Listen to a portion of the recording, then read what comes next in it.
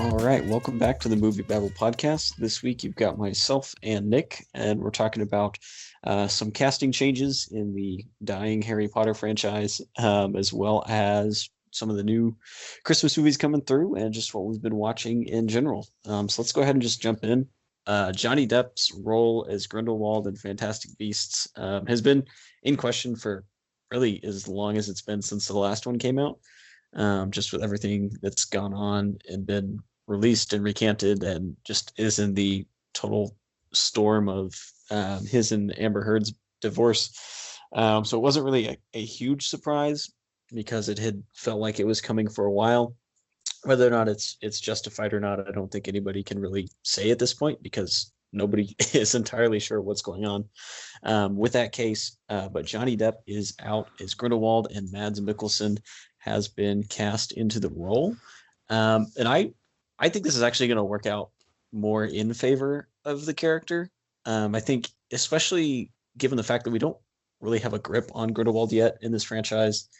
In the first movie, he's played by Colin Firth for the majority, or sorry, Colin Farrell, not Colin Firth, for the majority of the movie. And then the last movie, which I've aggressively tried to remove from my brain, he's played by Johnny Depp, and really getting some time to focus on him and the supposedly next 3 movies in the series.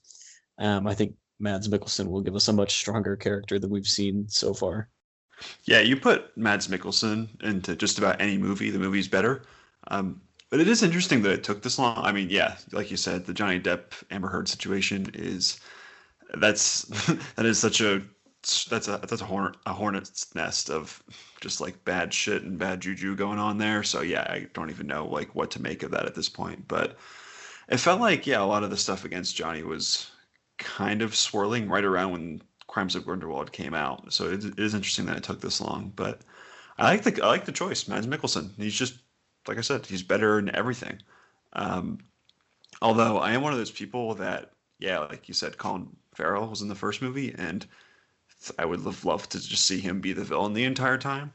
I love Colin Farrell. He's one of my favorite actors. But if we're going this way, I don't know. Maybe they explain it away with some magic, being like, oh, he changes forms to avoid detection by the Ministry of Magic or whatever. They'll probably do something stupid like that to do that. But yeah, it's interesting. I don't even know if I want a third Fantastic Beasts movie, but that's probably an entirely different conversation. Yeah. And I mean, there was rumor, because a lot of people were asking that question originally, was why don't you just bring Colin Farrell back? I mean, he's already played that character to a certain extent, so it'd be pretty believable. But supposedly he was a little too busy with a little movie called The Batman, where he's almost unrecognizable. But it makes sense. I think Mads is also just a lot more in tune with the character from a book standpoint. As a big Potterhead growing up, Johnny Depp seems like kind of an odd choice for the character, but Mads Mikkelsen seems like he fits it like a glove. I'm just being this kind of detached, kind of stoic, just kind of quiet psychopath. Like if Mads brings the same energy he brought to Hannibal, I think Grindelwald could be just a phenomenal villain in a franchise that, at this point, and I'm talking specifically about the Fantastic Beasts portion of the franchise, doesn't really have any super bright spots or anything that really makes it stand out, in my opinion. I enjoyed the first one well enough. The second one, I just remember thinking it was dumb. Like it's kind of down there with Rise of Skywalker and Godzilla King of the Monsters, in my opinion. So I'm not really excited for the third one, but Mads could change that, turn that around. Yeah, I watched the first one in theaters like opening day, and I enjoyed it enough. And then like 2 days later, I didn't remember a single thing about it. I just remember that Johnny Depp showed up at the end, and then Dan Fogler was really, really terrific in it. And besides that, that was about it. And then the second one, it's kind of the same thing, whereas I watched it in theaters and just didn't like it immediately. And then now all I remember about that movie is that there was multiple babies who died in it. So it's just like an unbelievable downer of a movie that really doesn't make much sense. And then at the end of it, they kind of say like, oh, if you don't follow Grindelwald, then all of the world wars happen. And you're like, what? Like, that doesn't make sense. Like, what is happening here?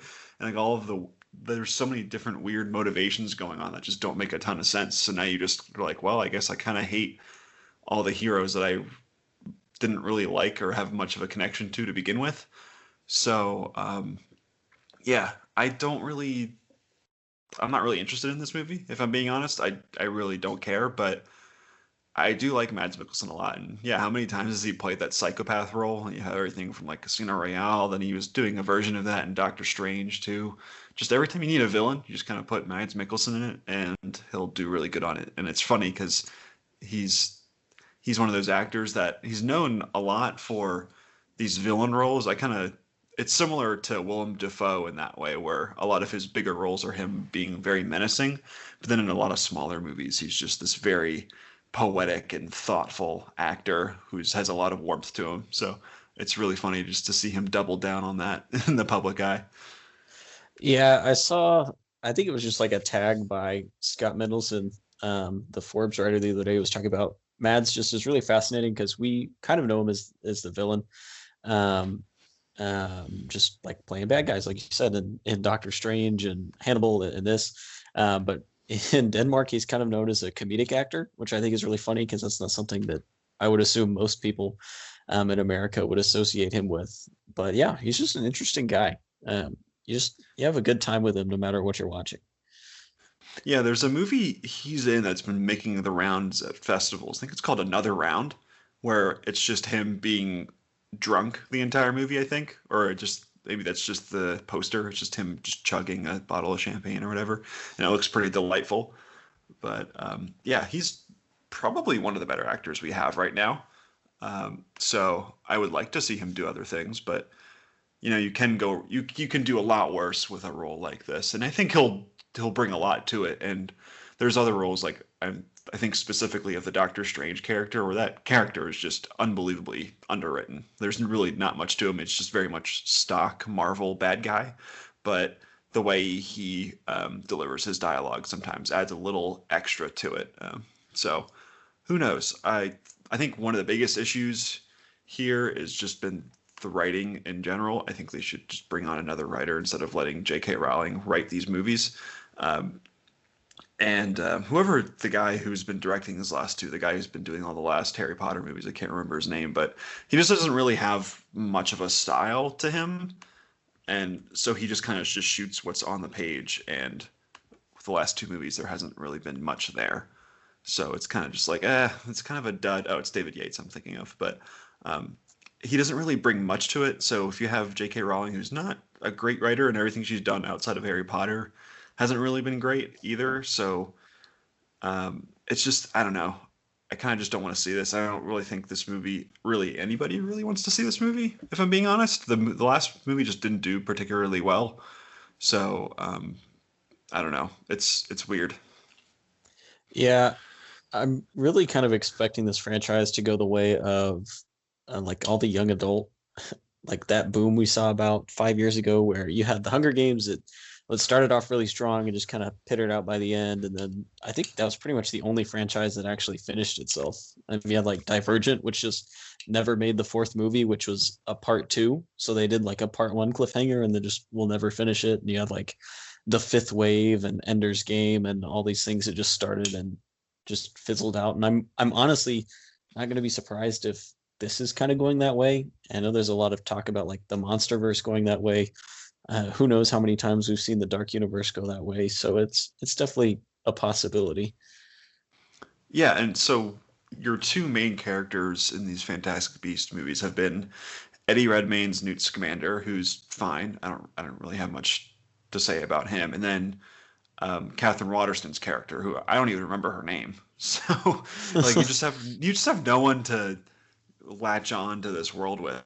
And there are kernels of really interesting stuff in there. I mean, you have Jude Law as young Dumbledore, which I thought was amazing casting from the start, and they could have done something really interesting there, but they kind of chickened out on his possibly gay relationship with Grindelwald.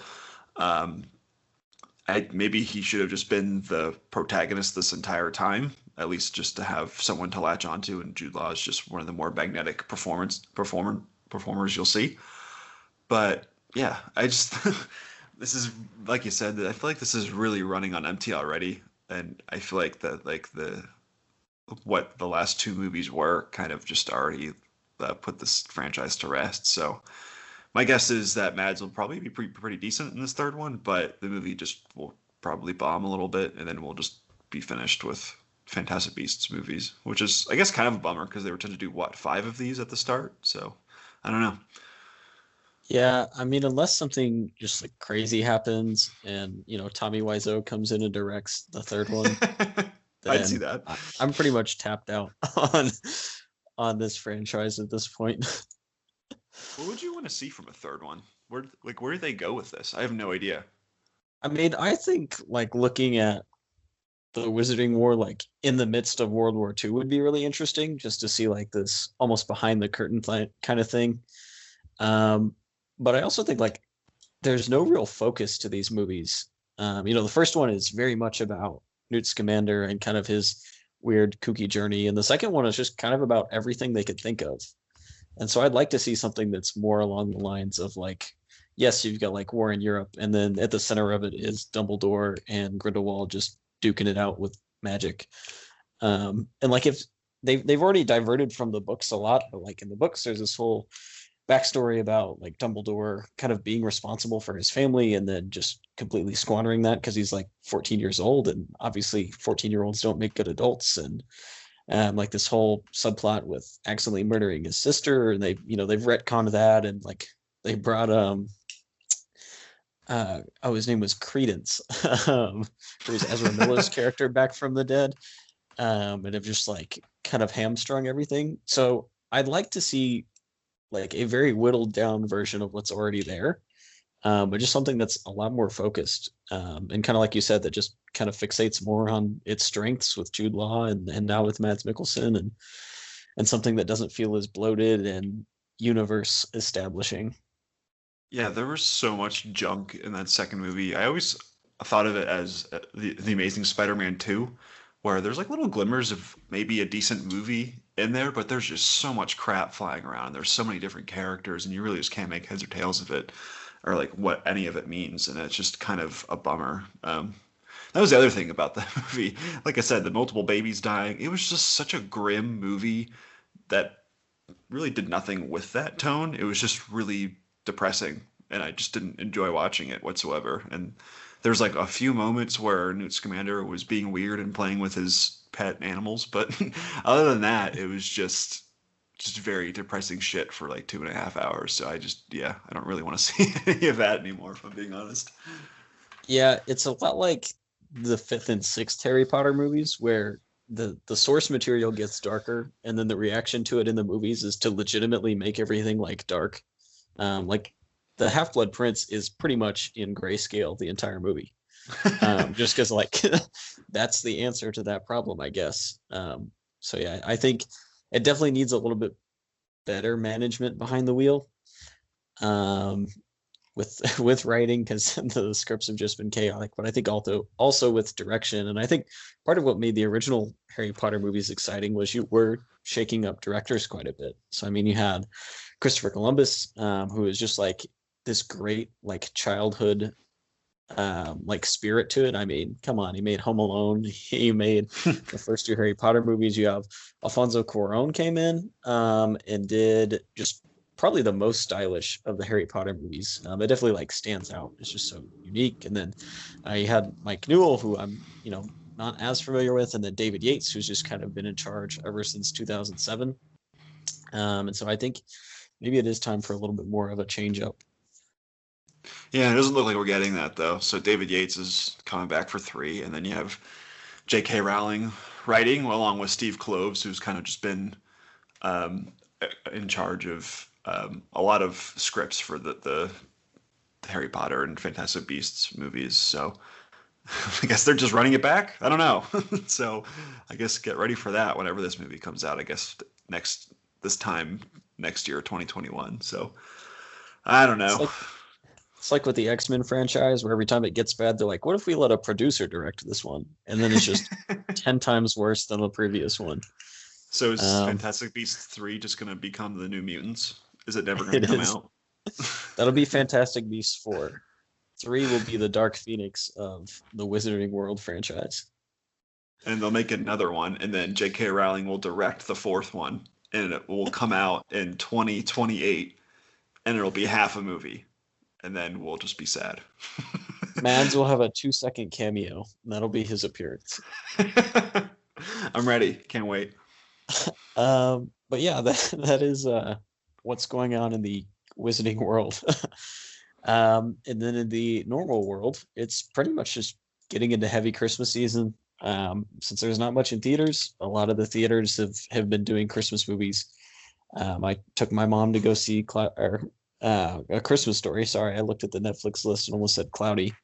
At the theaters this week, but Netflix is also pretty bloated with Christmas right now, including our good old weekly Illumination animation shout out. So in the number one spot is the Christmas Chronicles 2, followed by Hillbilly Elegy, The Grinch, at number 3, The Beast, at number 4, The Christmas Chronicles, the original, at number 5, Hard Kill at number 6, How the Grinch Stole Christmas at number 7, Don't Listen at number 8, Jingle Jangle, A Christmas Journey at number 9, and Cloudy with a Chance of Meatballs 2, which is not a Christmas movie, at number 10.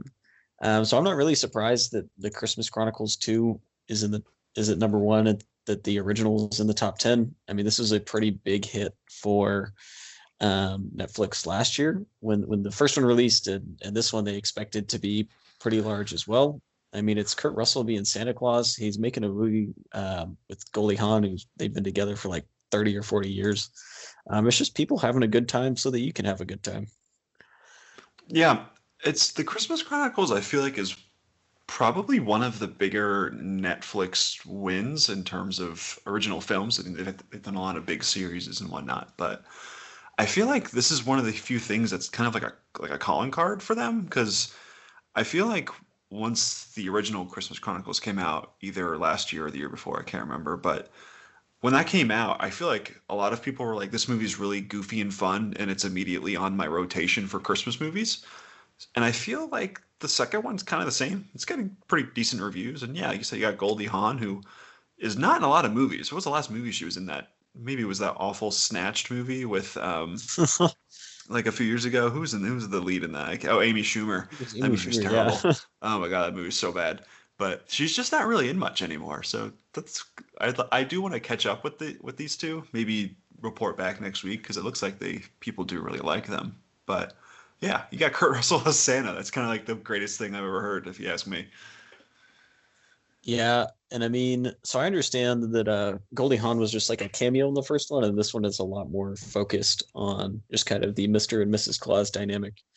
And then, of course, it helps because they're partners in real life, so you've obviously got a lot of chemistry there. And I mean, Kurt Russell's just kind of charismatic pretty much in everything he's in. So yeah, it's a Christmas movie. They've cracked the formula. They've done it. Good job, Netflix. And this one is also directed by Harry Potter #1 director Chris Columbus, so even more of a reason to be excited. What an amazing segue that we totally planned. This is great. We only let Mads Mikkelsen get cast so that we can talk about. But yeah, I suspect this will be in the top 10 rotation for the next 4 weeks. I think the first one probably will be 2. I think at least half of this list, as is right now, is not going to change. It's Christmas time. Netflix is going to start making all their money. But then in the number 2 spot is the movie that everyone is talking about, although I have yet to hear anybody talk about it positively. That is the Hillbilly Elegy, which is a movie that people have seen. They might not like it, and they might not remember it, but it's out there. I've seen it, and I don't like it. Oh my god, this movie's terrible. It's really, really bad. So this is directed by Ron Howard, Solo, A Star Wars Story star Ron Howard. And people have been floating around the idea that this is poverty porn, and yeah, it's basically that. So this movie is based off of the memoir by J.D. Vance that came out a few years ago. It was apparently like an inside look into the psychology of a Trump supporter or whatever like that, which, like, I haven't read the book, so that sounds hilarious on its face. But regardless, the movie wants nothing to do with that. It's very just much like a rags to riches kind of story, and this guy JD dealing with his tough circumstances growing up in the middle of just the country in Kentucky, and dealing with his family who's highly dysfunctional. And this movie's just terrible. It's really, really funny at times. But it stars Amy Adams as JD's mom, and you have Glenn Close as the grandmom. Her name is Meemaw in the movie, and they are just going hard after their Oscars. They are trying so hard. This is like one of the most Oscar baity movies you'll ever see, where it projects to be about like things and important stuff, and it's just hilariously bad.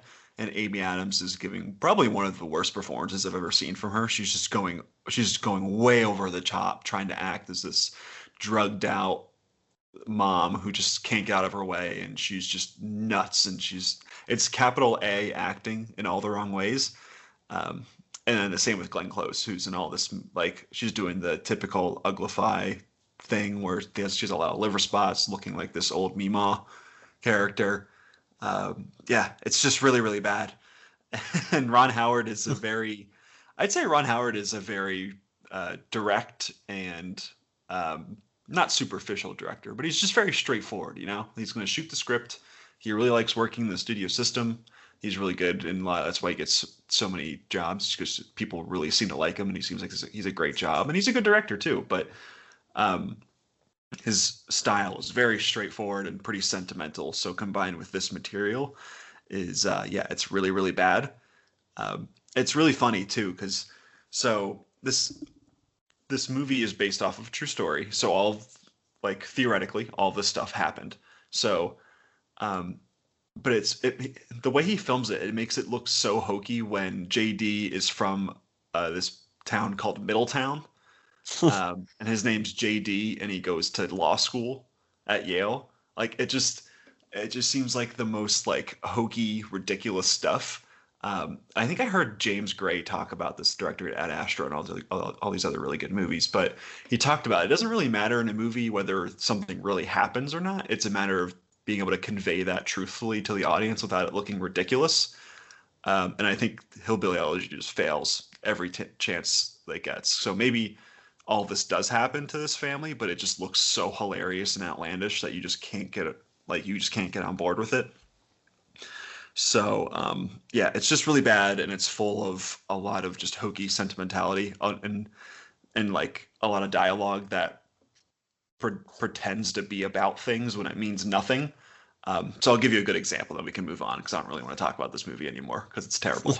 But there's one thing in this movie where Glenn Close she's watching, I think it's Terminator 2, and she's talking to young JD, and she's doing like the whole like Meemaw like southern drawl. She's like, listen, son, there's 3 kinds of people in this world. There's good Terminators, bad Terminators, or neutral. And you're supposed to be like, whoa, that means so much. But then you think about it for a second, and it's like, oh, that means that there is good people, bad people, and people somewhere in the middle. It's like, cool, thanks, movie. Thanks so much for that just wonderful like look into humanity. That's just really, really intelligent, and good job on your part. So, yeah, this movie's really bad. It was trying to win all the Oscars, and we'll probably get a few Razzies at the end of the year. So watch it. Maybe watch like the first 10 minutes, and you'll get the gist of it, and you can turn it off. But it's something. It's really bad. It's probably one of the worst movies I've seen this year. I mean, is she wrong though? I guess not. That's a very non-specific. It's so non-specific that I think it's right. Maybe Glenn Close had something up her sleeve this entire time. Who knows?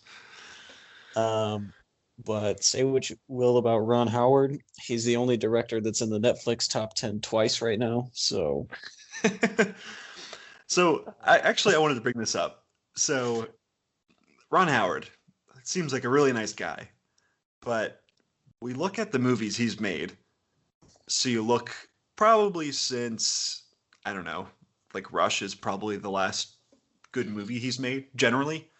And so around that you have like those Angels and Demons, the Da Vinci Code movies. Then you have what is it, In the Heart of the Sea with Hemsworth, just staring at a whale for 2 hours. Then you have Solo, and now you have Hillbilly Elegy. So maybe not the best run for this guy. And he makes a lot of documentaries too, so which apparently a lot of people like. So maybe he should stick to those for a little bit. I don't know. It just seems like he hasn't really found a good fit for his directing style recently. Yeah, I remember being really excited for In the Heart of the Sea when it came out. And like the week before it was initially supposed to release, they delayed it by like 7 months, which this year seems pretty normal, but back in 2015 that was just bizarre. Um, so yeah, I know like he's had problems with that, and obviously like Solo was just kind of a troubled production. Um, but I think he's also just like kind of stuck with the Da Vinci Code, like because I was such a success, he was in for the second and then the third. Because his run from, I'd say from Parenthood up until Frost Nixon is really strong for the most part. I mean, I'm not a big How the Grinch Stole Christmas fan, but I know quite a few people are. I think he's just like in kind of a weird time of his career where he is focused on making a lot more documentaries, but he's also just like a solid studio guy. So when you need Angels and Demons 2 or Solo to be quote unquote fixed, I think he's a good guy to call. But yeah, I'm not really sure. He is pretty impressive though. I mean, he was on the biggest, like an actor in the two biggest shows of two different generations, and then just became an award-winning director. So there's definitely a lot of talent there. Yeah, and Apollo 13 is probably one of the best movies of the 90s, probably. Oh Like yeah. in terms of maybe just even if you look at it in terms of what the mainstream movies were, it's definitely up there. So he's really talented. He seems like he's a really nice guy, which makes a lot of sense why he's thrown into a lot of these projects. And it seems like Disney just wants to kind of work with him every so often because he just seems really nice in every interview you hear from him, and you just kind of want to see him do well. That's not saying he's like some like scrappy young buck who's trying to make it in the business, but uh, like he just seems like a really nice guy. So it seems like that will lead to a very long career for him in Hollywood, however many years left he has working in the business. But yeah, I kind of just want him to be with better stuff because like he just seems nice. I just want good things for him. Yeah, and so I got to sit in on his panel at Sundance back in January. And yeah, he just seems like a nice guy. Like he was very knowledgeable and just like so excited about what he was doing, but also just like really emotionally connected to it because it was a documentary about all the fires that had been sweeping through California, probably about 2 years ago now. And just this documentary was about all these people that had lost their homes, and how do you rebuild from that? What do you do when your whole town just turns into smoke? So he's definitely like very grounded in his material, I think. But my That's Rebuilding theory, Paradise, right? yes. Yeah. Okay. So my theory is if you look at when, we'd say he made his last really good movies, it was about the time that his daughter started getting a lot of like big movie attention. So my theory is he's tanked his own career so that people will appreciate hers even more. Well, apparently she made that really good episode of The Mandalorian, right? She's doing good stuff. She's trying Yeah, to be the director now. I think she's an interesting actress. She's not really given the best roles. I mean, she was in Spider-Man 3, so there's not a lot there. But she's been interesting, like in Rocket Man playing Elton John's mom. And then, yeah, like she's directed a really good episode of The Mandalorian here about 2 weeks ago. So I'm pro Howard family. And yeah, and she's just love interest in Jurassic World, both of those movies. So she doesn't really have much to do there either. But yeah, who knows? Maybe Ron Howard's just a really good dad.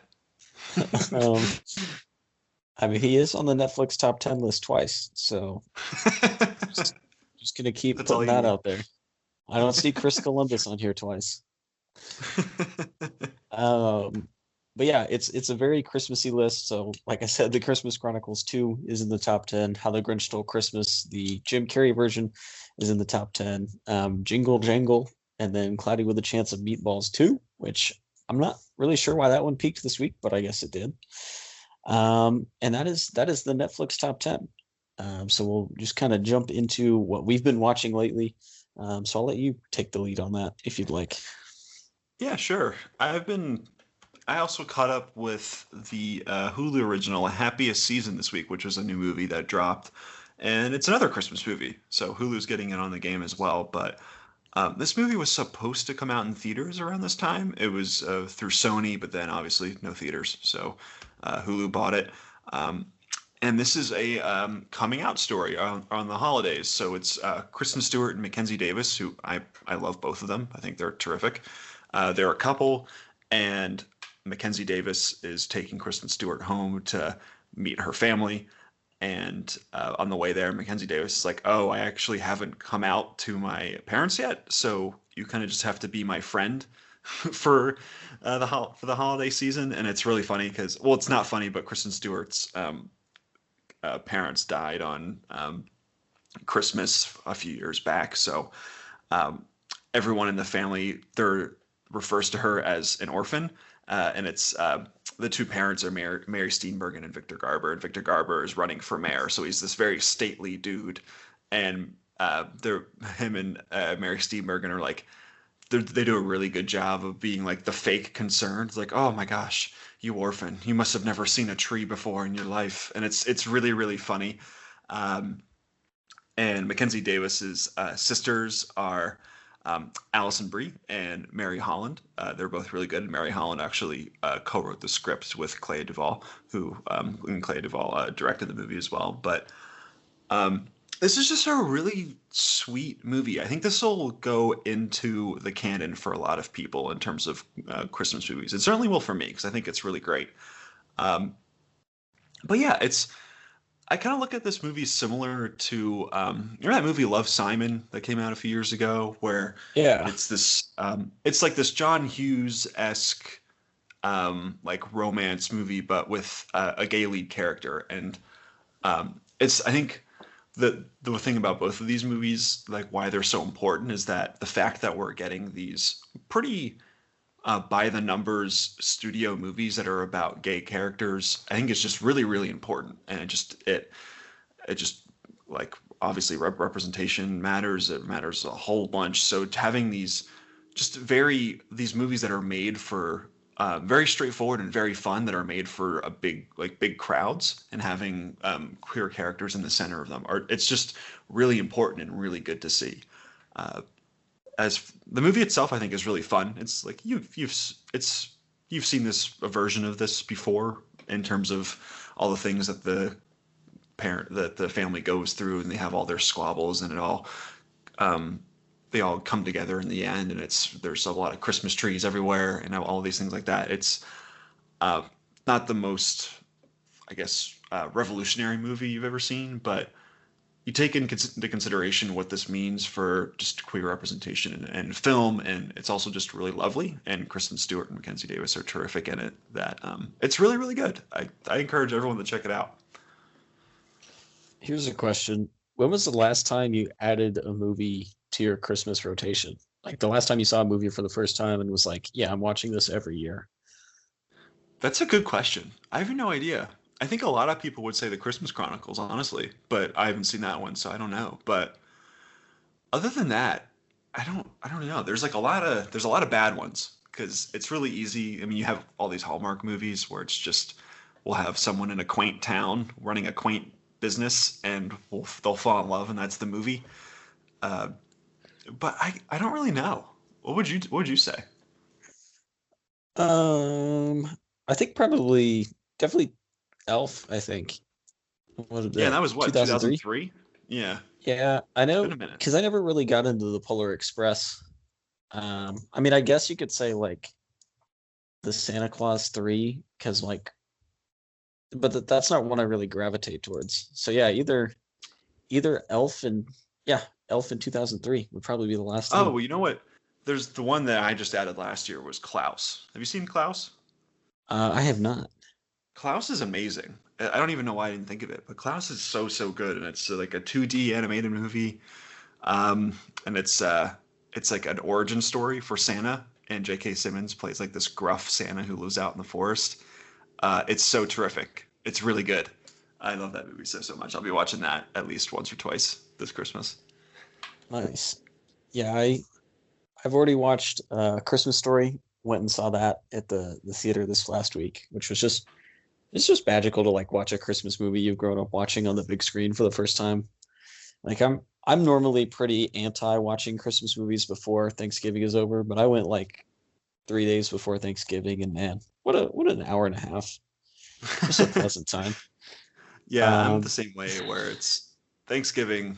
Let Thanksgiving have its day. I really love Thanksgiving, and then I can go into Christmas after that. But it is interesting because I feel like Christmas is so full of nostalgia that I feel like sometimes it's hard for a new movie to kind of break through and go into the canon. But I'm hoping Happiest Season does that because I think for a lot of people, obviously, because there's just not a lot of queer romance Christmas movies. So in that sense, I think it will find a big audience, but it's also just delightful, and I think it will leave you with the same like fuzzy feelings as a lot of these other movies. Yeah, so I did celebrate Thanksgiving Day by watching the perfect Thanksgiving movie, which is Sam Raimi's Spider-Man. It's just a beautiful Thanksgiving scene. But then I've been on kind of a Sean Connery binge lately. So I did a lot of Fringe Connery yesterday. So I haven't just had time to watch movies lately, and even the first half of this week was just like going and doing things, and so I took this weekend. I was like, I'm just gonna watch whatever I search that's free that has Sean Connery in it. I'm gonna watch it.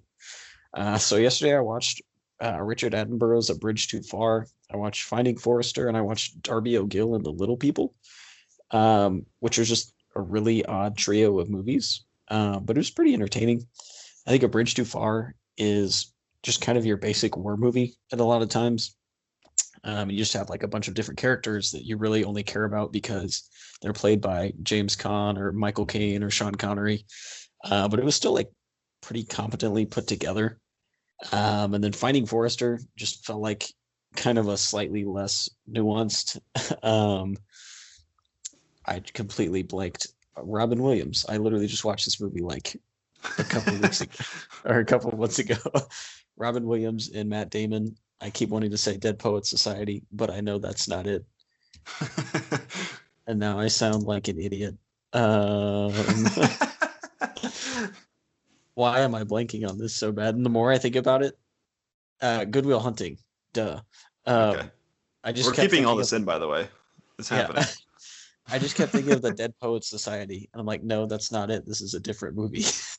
But yeah, so Finding Forrester is just a lot like Good Will Hunting, except there's a little bit more commentary on race, and then it, kind of is this quasi adaptation of J.D. Salinger's life. But I think it was just like a pleasant 2 hours. Like there wasn't anything really new or anything just like crazy groundbreaking, but I was just having a good time for 2 hours, just watching Sean Connery just kind of be this crotchety old hermit, just kind of doing his own thing. And then Darby O'Gill and The Little People is quite the movie. It's basically this like kind of, he can't be drunk because it's a G-rated Disney movie in the 1950s. But he's like this town drunk in Ireland who tells stories, who claims to have encountered these leprechauns. And so it's just like him and all these little misadventures with the leprechauns, and he's like trying to steal wishes from them. And then Sean Connery is like this migrant worker who got hired for the week and falls in love with this guy's daughter. And I did really dig the story. But I will say this movie does a terrific job with forced perspective. And so I looked into the movie a little bit, and apparently like when Walt Disney greenlit this movie, he was like, this is the way we're going to do it. We can't have any seams in any of our shots. So the characters that look like leprechauns need to believably look like leprechauns standing next to people that look believably like real size humans. And just looking into like a lot of the set work and how they really made forced perspective work at a time when you didn't really have anything in the way of special effects to that degree. You certainly couldn't use matte paintings very well or very believably at the time. But just like looking at how well it did this, I mean, it was like Lord of the Rings quality in terms of making people who are the same height look vastly different heights. So did I really care about what was going on in this movie? No, but I cared a lot about like how it was being presented. So good job for that. And Sean Is Sean Connery was Connery singing good in in the it? movie. Yeah, That's like fun. he's just kind of he's almost like a dashing Western hero. Just kind of like that idealized roll into town, fall in love, beat the bad guys. But he has a little singing sequence, which was actually pretty good. So it's definitely like an interesting watch, even if it's not something I see myself revisiting anytime soon. Interesting. Yeah, I don't think I've seen any of these movies, so maybe I have to get more learned about Sean Connery now in the next few days. Yeah, this evening I'm gonna watch The Wind and the Lion, which is probably going to be a little dicey because Sean Connery is not outright in brownface, but he is playing a Moroccan sheik. So it's definitely going to be a little dated, but we'll see what the verdict is once I watch that. It's aged wonderfully. What are you talking about? But yeah, that's kind of what I've been watching. Um, Probably gonna try and hit The Godfathers this week since the remake, or it's not quite a remake, but like the recut of The Godfather 3 releases this week. Um, so I'm excited to go see that since like the whole deal with Coppola being roped in for the third Godfather was never something. It was like his version of Peter Jackson getting roped into the Hobbit trilogy wasn't really on his to-do list. So it'll be interesting to see what is, supposedly his like idealized version of it. Yeah, I'm fascinated by that. I want to check that out because I feel like the Godfather 3 gets a lot of shit and for a lot of good reasons. Sofia Coppola probably better as a director than an actress. We've all had these conversations before.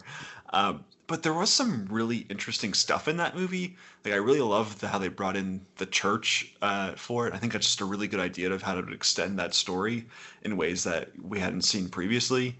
So do I think a recut of the movie is gonna like totally fix all the problems? Probably not, but I would love to see it. Maybe it makes it a lot better because I think the stuff that Coppola's done with Apocalypse Now are really interesting, and all like the 27 different cuts he's done with that movie are just are really cool and fascinating and interesting, and bring a lot of interesting stuff, new stuff, and change stuff that work in their own different ways. So who knows? He's done this a few times with his movies where he's recut things. So maybe this he works his magic here, or whoever else is working on it with him does it. I don't know, but I am interested in it. Yeah, so I've never actually seen the third Godfather, just because I knew like it wasn't really on par with the other two, and even just like so I actually read about this when I read George Lucas's biography earlier this year. It was like he and Coppola have been really good friends. They came up together. He was part of like Coppola's American Zoetrope the like two or three times he tried and failed to get it off. But basically he like helped roll this deal for Coppola in the 90s. And so Coppola like finally came back to Paramount and was like, yeah, I'll finally do The Godfather 3 if you'll let me do these other movies, one of which ended up becoming Dracula a few years later. So it's definitely like it's an interesting case in the sense that nobody really wanted to make it other than for money. And then the studio wasn't really on board with Coppola's original vision for it. But now that there's even more money to be made, they're letting him recut it. So I'm definitely interested in seeing that later this week.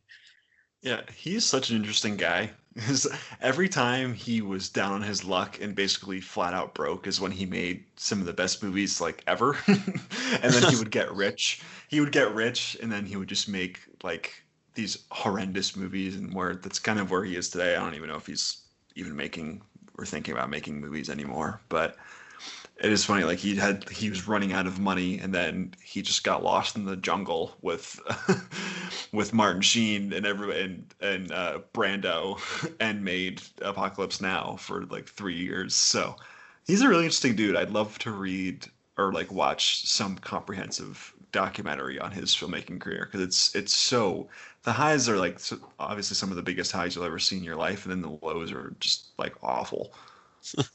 Yeah, and it's really interesting just like how anti-studio he was. I mean, he still is, but just how anti-studio he was in the beginning, and how George Lucas was kind of like his kid brother, and George Lucas is now kind of like the epitome of the studio guy, just like with the franchise that he's created and how that just dominates the market, and is just so far removed from like Coppola's more purist artists out there on the street kind of vision of Hollywood. So it's just an interesting dynamic between those two. That's the buddy movie we need next. Anything. I don't know. Let's see. Maybe Coppola should just chill and drink his wine that he's just been making for the past few years. He seems like he's happy now. So we don't get another Twixt or whatever other one of his movies he wants to make. George and Francis Ford. I'm going to start writing it now.